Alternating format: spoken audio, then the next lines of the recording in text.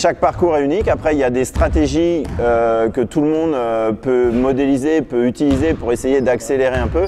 Mais c'est clair que ce qui marche pour Rafael Nadal, ça ne marche pas pour Federer et inversement.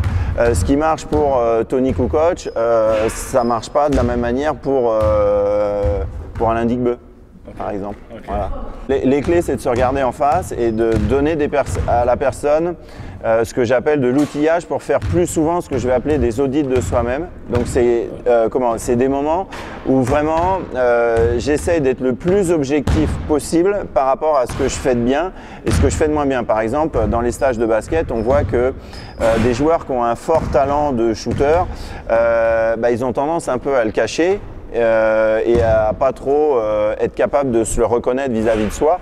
Et du coup, ça va créer progressivement des pertes de confiance et du coup après une difficulté ou une inaptitude à utiliser son propre talent naturel plus souvent. Voilà. Et après, ce que je dirais sur un peu ma spécificité, c'est pas tant d'apporter des choses autour de la gestion du stress et tout. C'est sûr que je le fais, mais c'est pas un peu ma priorité. Ma priorité, elle va être de créer un environnement pour que la personne, on a tous des choses qui sont un peu dures à avouer ou à s'avouer à soi-même. Ah, je veux jouer en NBA, ah, je veux jouer en pro, ah, je veux nager en moins de 22 secondes, etc.